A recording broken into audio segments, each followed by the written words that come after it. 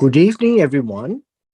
We continue our study in the book of Isaiah. Today we're in chapter 37.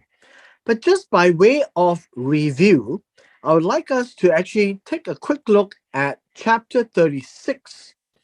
When we read of how the king of Assyria, Sennacherib, is trying to convince the messengers of King Hezekiah, saying that, no, where are these gods?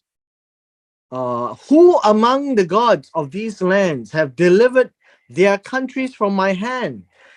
To say that the king of Assyria had come down and had conquered every place, and the gods of every land had failed to protect their lands. And so he is now mocking God that Jehovah should deliver Jerusalem from my hand. And so this essentially tells us of a mockery which is repeated in chapter 37, that how would Jehovah deliver Jerusalem from my hand? Now, once they have heard what the messenger from Sennacherib has said, then we find Eliakim, Shebna, and Joach. They came to Hezekiah with their clothes torn and told him the words of Rav Shaket. Now, it essentially what I want to highlight to you is this idea of tearing their clothes, of of uh, of actually insulting God, right? Insulting God, and in this case, they were very angry with what was said. We proceed to chapter 37. It's a rather long chapter. We'll spend some time in some parts of this. And then, so it was when the three messengers came back and King Hezekiah heard what was said, he also tore his clothes.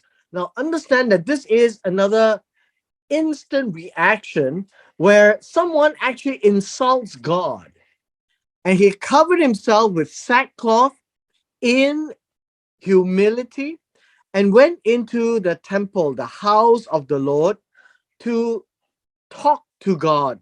Or put it this way, there is nobody else to turn to except God. Now, in verse 2, it says, and then King Hezekiah sent Eliakim, who was the head of the household, Shebna the scribe, the elders of the priests, the high priests themselves, covered with sackcloth in humility, and sent them to Isaiah the prophet, the son of Amoz. Now, I want us to actually understand this. He sent. Now, this word is shalak.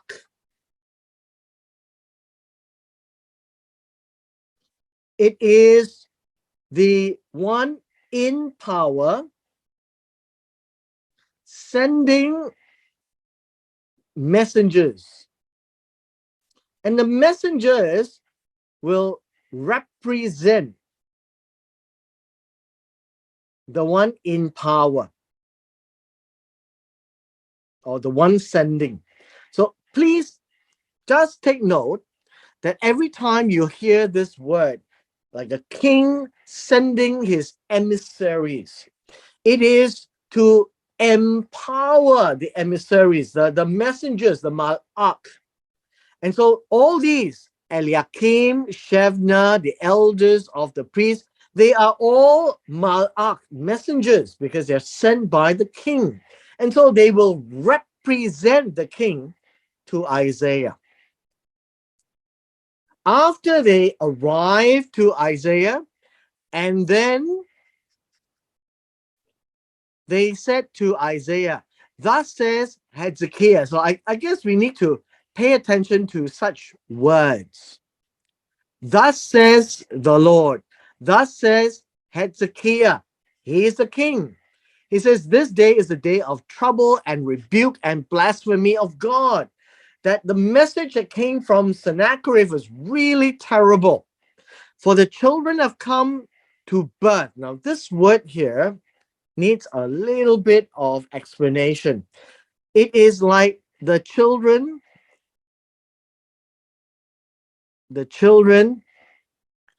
is at the birth canal. I think we can use that. Uh, the mouth of the womb.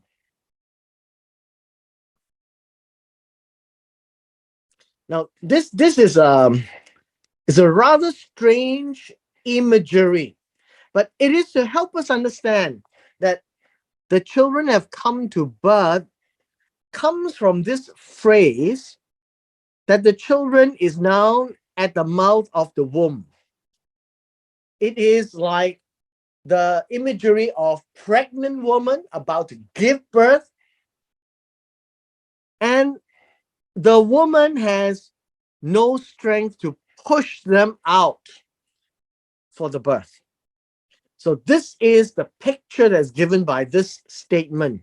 The children is at the mouth of the womb, but there is no strength to bring them forth, to give birth to them, because the mother has no more strength to push forward. And here, the message to Isaiah is this, that it may be that Jehovah, your God, that quite interesting. It is now Jehovah, your God, but it's also the God of Hezekiah.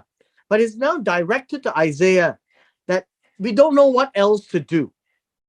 That perhaps you can speak to God and he will hear the words of uh, the the words of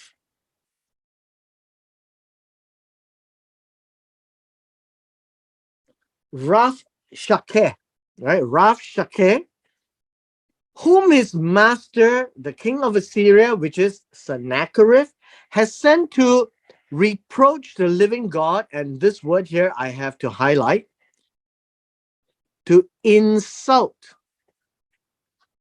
right? To mock. The living God is a very important phrase in verse 4. The living God is the God who is alive. The only Elohim who is alive. And seeking Isaiah to speak to God and to rebuke the words which the Lord your God has heard. So tell God about this. Therefore, lift up your prayer for the remnant that is left. The idea here is tefillah. It is an introspection. That now they are looking at themselves. They have no strength. They are like a woman trying to give birth, and the children, we're talking about children, not just one, who is about to come out, but it can't. And this is a depiction of the remnant that is left, and this is in Jerusalem. Sennacherib has taken over quite a lot of the land in Judah. And so in verse 5, and then the servants of King Hezekiah came to Isaiah. And then Isaiah said to them, thus you shall say to your master. And this would be Hezekiah. And I point our attention to, thus says the Lord. Just as it says, thus says Hezekiah, thus says the Lord, this is for them to pay attention. God is telling Hezekiah this. And this is what Hezekiah is saying. And so the words that God is speaking through Isaiah is now coming to the emissaries. And verse 5 says, the servants of the king who came to see Isaiah. It said, "Do not be terrified of the words which you have heard from Sennacherib through Rabshakeh, with which the servants of the king of Assyria has blasphemed me." The idea of blaspheme really is to revile, right? Revile. You can think of it as insult, right? Insult. I think that would be a good word to use. That they have blasphemed God, has treated him as nobody. And then he says in verse 7, "Behold, I will send a spirit upon him." So this word spirit is ruach, which is wind, which in this case we can read this as a desire. I will send. Now, this word send is not the word that is talking about Hezekiah sending Eliakim. This word is to give. I will give a rock upon the king of Assyria. And it is like God placing upon the king of Assyria, Sennacherib, a particular desire. And what was that desire? Is this, and that would be the second part. The attraction, right? You can say an attraction. If you like, you can also see this as something that will invoke a, a response. And he will hear a rumor. That's very strange, right? In verse 7, he will hear a report. And this would be something that is whispered into his ears. This is a report, and return to his own land. This report says to tell him that he will have to go back to his land. And then it says, and then God will cause him to fall by the sword in his own land. And so, what is this attraction? Is a prophecy. He will hear this prophecy, and this prophecy is regarding Sennacherib, that he will return, he will die. Now, this is not good news, but somehow he will hear about this. Now, in verse 8, again, Rabshakeh returned. Now, this is the second time. Chapter 36 was the first, chapter 37 the second, and found the king of Assyria warring against Libnah, for he heard that he had departed from Lachish. And then the king heard concerning Tirhakah. Now, this idea here in verse 9, Tirhakah was the king of Ethiopia, which is northern Africa. Says that he has come out to make war with you. And then when he heard it, he sent messengers to Hezekiah saying, "Thus you shall speak to Hezekiah, king of Judah." Basically saying, "Thus says the king of Assyria." Again, this is another mockery. Do not let your God, your Elohim, in whom you trust, deceive you. And so this is a mockery to say that God Jehovah is going to deceive you, lie to you by saying, "Jerusalem shall not be given into the hand of the king of Assyria." And so in order to shock the people in Judah, these words are said, "Look, you have heard what the kings of Assyria have done to all the lands by utterly destroying them, and you shall be delivered. Have the gods of the nations delivered those whom my fathers have destroyed? Godzan, Haram, Rezeph, and the people of Eden who were in Thalassa. Where is the king of Hamath, the king of Arpad, and the king in the city of Sepharvaim, Hena, and Eva? This is a repeat of the end of chapter 36. It's really a repeat of a mockery, a mocking of God, saying that your God, don't trust him. Nobody has able to stand before the king of Assyria.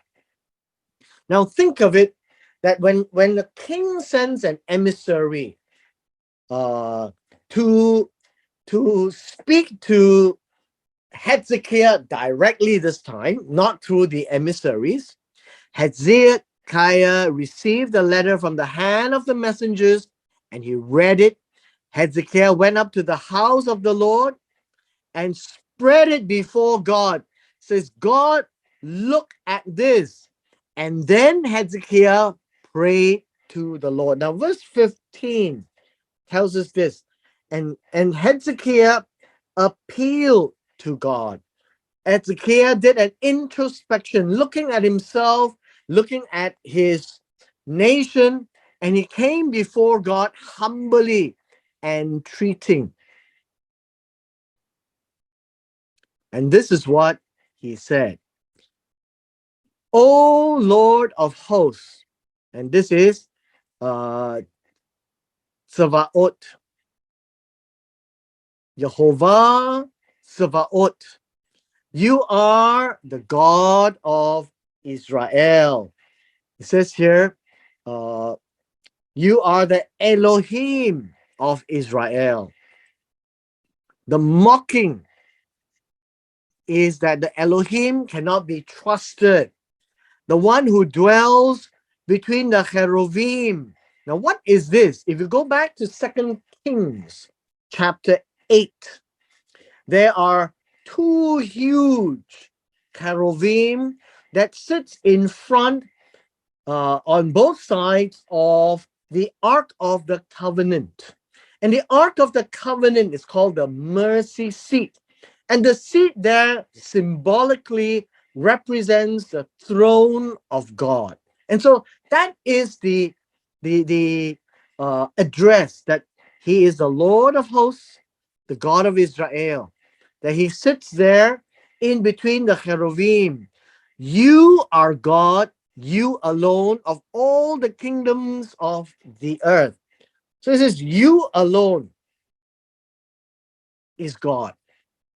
So understand that these are all the confession. So notice the prayer is, I am nobody. I may be a king, I'm nobody. So in this case, the prayer or the introspection, right? Introspection is really to bring Hezekiah down to the level of a man. That you are God, I am man, and you alone are God of all the kingdoms of the earth, of all the lands, that there is only one God, one Elohim. You are the maker of the skies and the land, that you have done work. So if you read Genesis chapter 1, you find that God did a lot of work on the first 6 days, and then he rested on the 7th day. So this is that word, done work on the skies and the land. And so incline, and this word incline literally tells us about how to stretch out your ear. This is a picture of pull out your ear. So it is an expression, humanly speaking, it is to open up your ear widely, O Lord, and hear what we have to say. Open your eyes And that's not to say that God has closed his eyes or closed his ears. This is an expression. Open your ear, open your eyes, O Lord, and see what's happening. Hear all the words of Sennacherib mocking you, which he has sent to insult. This is verse 17. To blaspheme, right? To blaspheme, or to say that he is insulting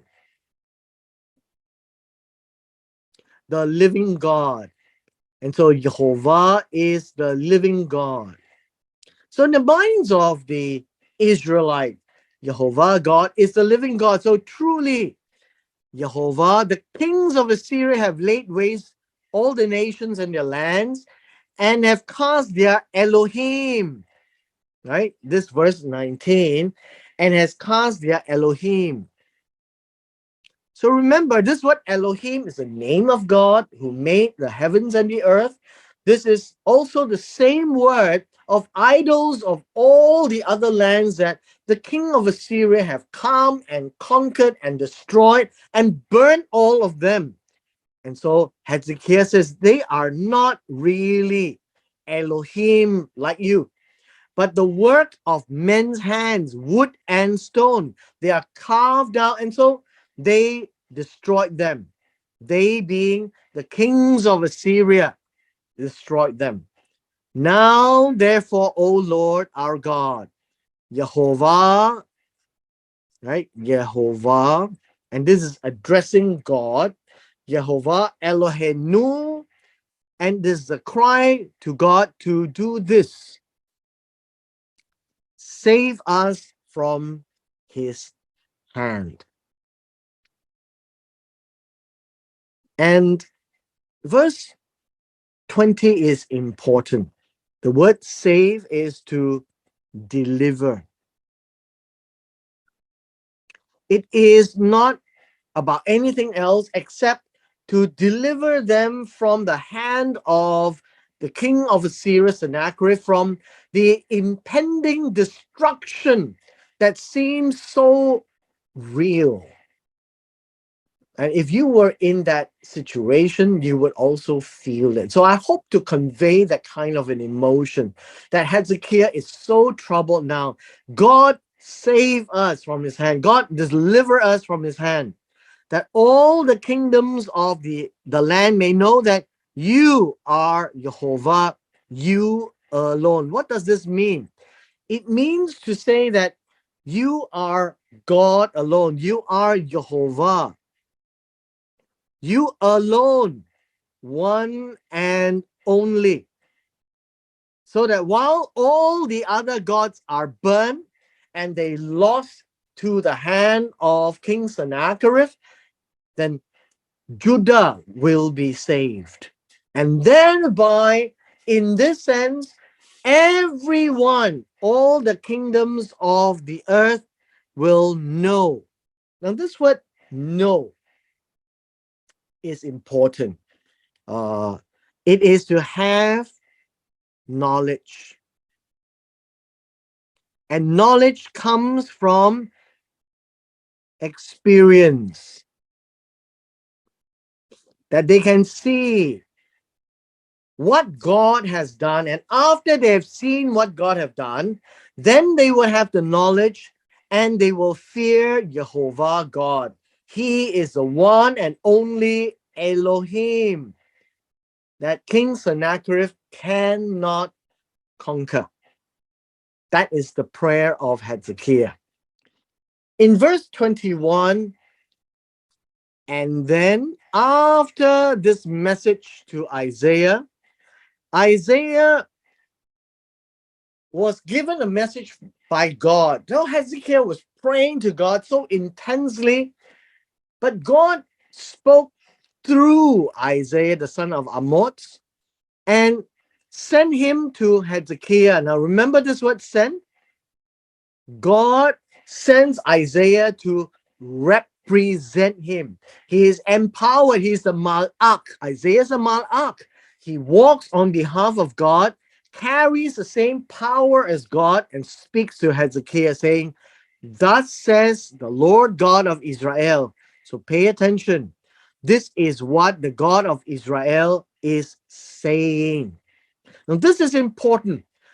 The response to King Hezekiah's prayer in the above passage had a response from God. It says, because in verse 21, uh, because you have prayed to me, you have entreated me, you have looked upon me, you have looked that you can't do anything yourself, and you have set me against Sennacherib, king of Assyria. This is the word which the Lord has spoken concerning him. And this is important. This is to say that this is the prophecy against Sennacherib. And this is actually given to Hezekiah.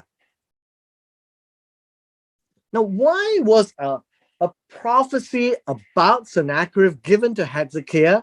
And this is to comfort him and to comfort the people. And so from now, I want to spend some time as we go through this passage of the prophecy against Sennacherib. You will begin to see that, as in the past chapters, whenever we read that each chapter had a prophecy, those prophecies were written in a poetic language. And so the prophecies coming out from the mouth of Isaiah, "Thus says the Lord God of Israel," right here, right, is in a prophetic language. It's given to Hezekiah and it's for him to understand. Now remember, it is addressed to Sennacherib. He says here in verse 22, the virgin of the daughters of Zion, or you can say here, the maidens, not married, very young women, has despised you, laughed you to scorn. The daughter of Jerusalem has shaken her head behind your back. This is an insult to Sennacherib, because in all wars, they are all fought by men.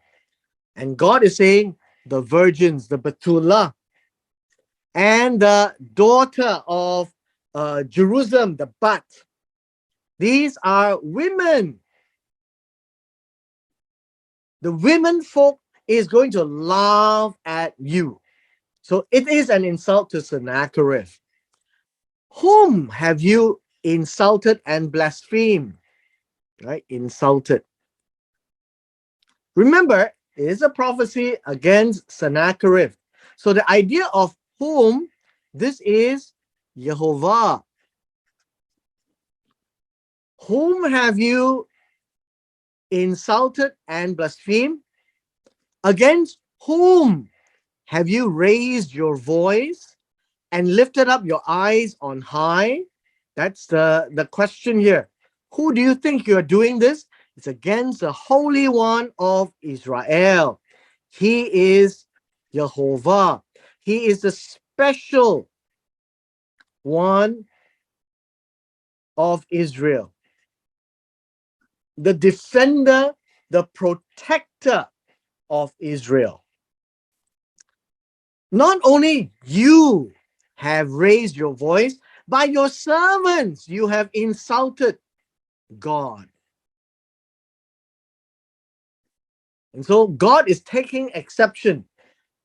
You have insulted, you use the servants to insult, and then you say, by the multitude of my chariots, I have come up to the height of the mountains. even wanting to take over Jerusalem to the limits of Lebanon. I will cut down all its tall cedars. Lebanon is a place where all cedar trees are there. They were given to Solomon to build a temple. And its choice cypress tree, I will enter its farthest height to its fruitful forest. That this is the arrogance of Sennacherib. It says, I have dug and drunk water. I dig wells, I have drank all the water, and just watch the soles of my feet. I have dried up all the waters, all the brooks of defense, all the rivers dry up where I step. So understand this. This is an imagery, and the arrogance of Sennacherib says, everywhere I go, I take, I dry up, I destroy, I lay waste.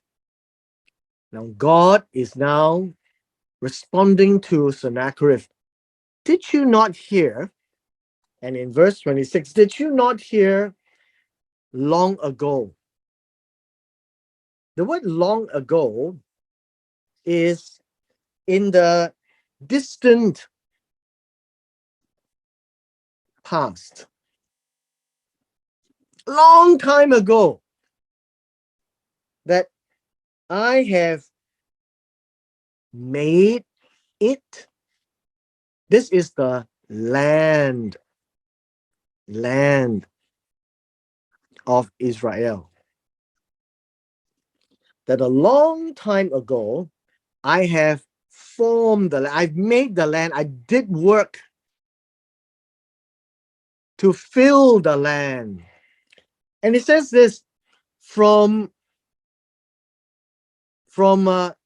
ancient times that I formed it. Ancient times means the earliest days. The earliest days means the front of when you count days.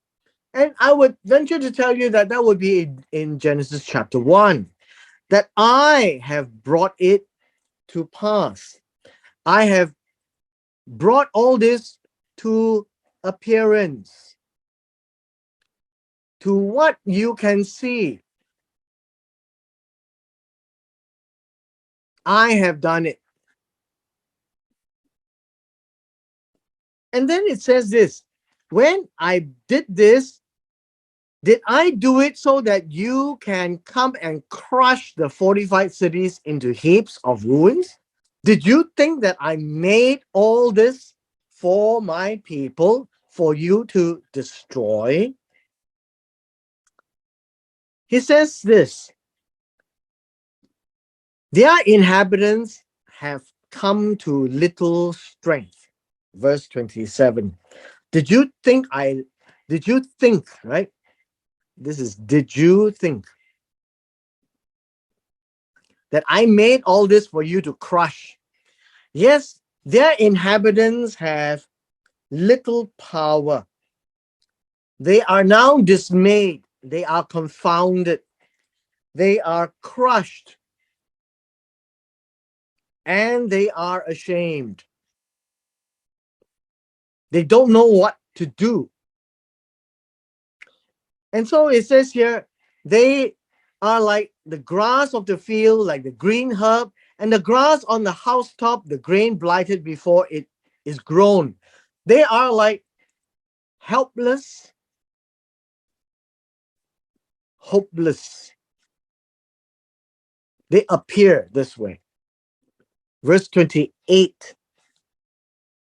He says, but I know where you live, where you go and where you come in, and your anger against me, because your anger is against me, and your tumult, whatever you have made, the noise that you've made, the insult that you have said, have come up to my ears. I have heard all this. Therefore, I will put my hook into your nose. Now, this is an interesting picture. The picture is this.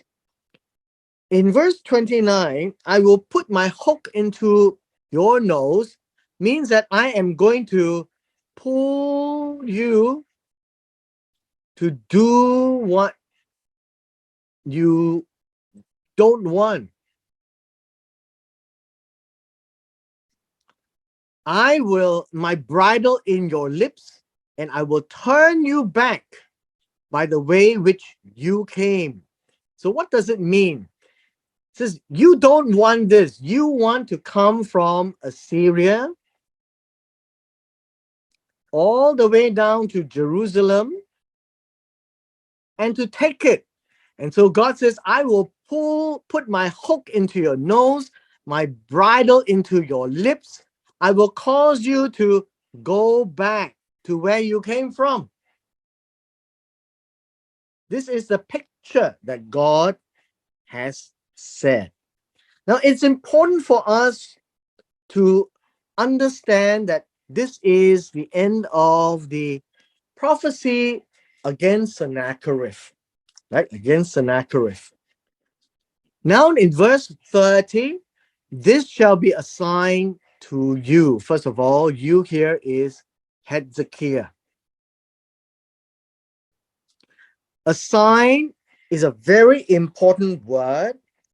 And the word here in verse 30 is ot. It literally means something visible that you can see. It can be seen. Signs are not hidden. Signs are not quiet. Signs are not in secret. So every time the Hebrew word ot is used, it says, I will give you a sign. It is something that everyone can see. It's very visible. And so God is saying this is the sign. You will eat this year as what you grow. The second year, you eat again. The third year, you will sow and reap, plant vineyards and eat the fruit of them. What does that mean? Remember, it's a prophecy. This is to say that you, Hezekiah, will continue. 1 year, second year, third year, which means that things are not going to end today. Be comforted for whatever I've said about Sennacherib. So that would be the picture that is being shown to us. And the remnant who have escaped of the house of Judah in Jerusalem. Now remember, we have Hezekiah, and then we have Isaiah. They are cousins. And we'll deal with this another time. Shall take root downward and bear fruit upward. They will be firm and firmly there, and they will grow. That's the picture here. For out of Jerusalem shall go a remnant, and those who escape from Mount Zion, the zeal of the Lord of hosts will do this. And this is a declaration of salvation, of God's rescue. That's the message. Verse 33, therefore, thus says the Lord. So always, whenever you read, thus says the Lord, God is speaking through Isaiah to Hezekiah, and now again is concerning the king of Assyria, Sennacherib. But it is being heard. So it's to regarding, but it's heard by Hezekiah as a word of comfort. He, the king of Assyria, shall not come into this city, the city of Jerusalem. They are surrounding you. He will not shoot an arrow there. He will not come before it with a shield. He will not build a siege mount against it. He is not going to prepare any attack. And then it is also said, the same way he came, the same way he shall return. Now remember, this word return is shuv, right? And return is shuv. It is to go back to the original place. Where?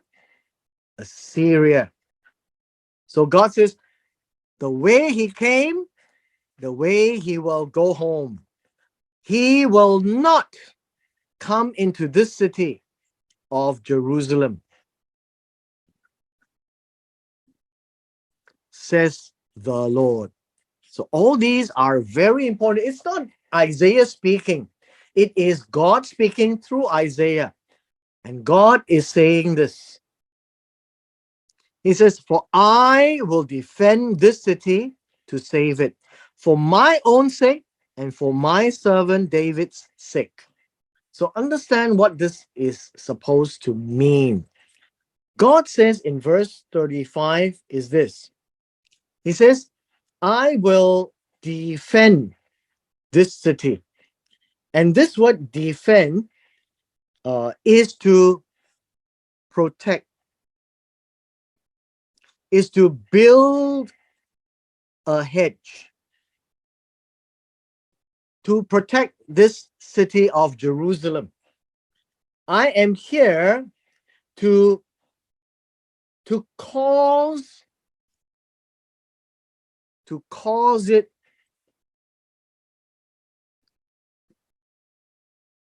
to be victorious, to cause it to be delivered. And why is God doing it? God is saying, because the reason for own sake, this sake means the purpose or the reason is me. Because of me, I have made a promise that Judah will remain, at least for now, right?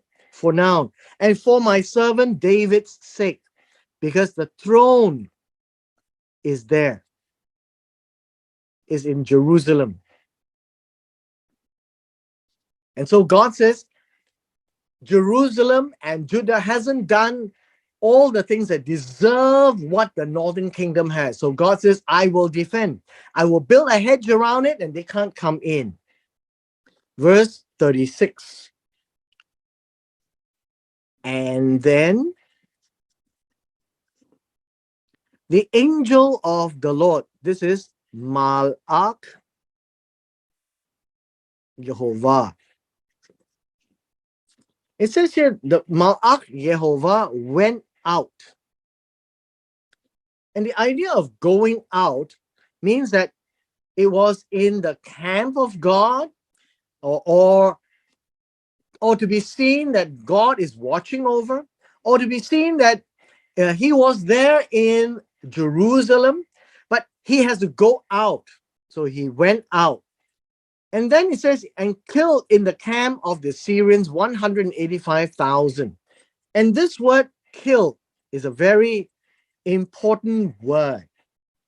This word kill is to strike, it is to attack, it is to destroy. Now, it has an imagery, like, you have seeds in your hand, and you use your thumb and you squeeze the seeds and you break it down until it is in powder form. Now, that's the word here. That the angel of the Lord went to just completely wipe out the camp of the Assyrians. 185,000. That's a lot of people. And so these are the words, right? In verse 36 is, and then when they arose early in the morning, when the light came out, they were just corpses, all dead. And now understand this, when he says all dead, always understand it's not all means all of them. there were a few left, right? Like Sennacherib is left. But when it says all, most of the people have died. And that's all in the Hebrew term. And so in verse 37, this word is and then. When Sennacherib saw all these, the king of Assyria departed. He pulled out a peg, he left the camp, he went away, he returned and remained at Nineveh. So what happened? The prophecy of God returned to Assyria. So he went back to Nineveh. Our last verse is something that is told to us at that time when it came to pass as he was worshiping. And remember what I said, there's no word called worshiping. He was lying prostrated. The ancient way of obeisance is to bow down. So we have nishrok. And so he bowed down flat on the ground and he sought something. Now, this is interesting because we were told that Hezekiah said, "You are the only God, you are the true living God. That if you were to save Israel, then all the kingdoms of the land will see that you are truly God." And it happened, and God saved them. But what happened to Sennacherib? He didn't get the message, obviously. So he lied down and he sought his God. So much so that his sons of Adram Melech and Sharezer killed him with a sword. And then they ran away into the land of Ararat. And Ashar, this word is Esar Hadon, his son, another son, reigned in his place. And thereby telling us the sad ending of Sennacherib. Chapter 37 is an incredible chapter to describe the emotion of terror, first anger against the insults against God, but terrified seeing 185,000 Assyrian soldiers surrounding Jerusalem, and pleaded with God, knowing that he can't do anything.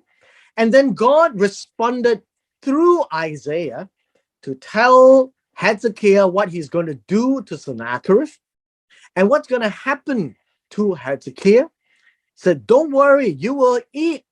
You will have your harvest first year, second year, third year. That's a very poetic way of saying, don't worry, be happy, you'll be fine.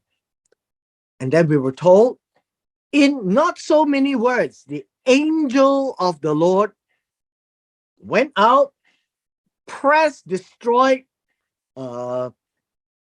crushed them into powder, all 185,000 of them. And that's it. So all doesn't mean all. Sennacherib didn't die. He went back, and I presumably not alone, just with a few of his army soldiers with him. And he was leaving in shame. And he went back and stayed in Nineveh, dare not come back because his entire army was wiped out. And from there on, Assyria no longer became a threat to any of the kingdoms around. The next kingdom that will come out would be Babylon. And with this, we come to the end of our session today.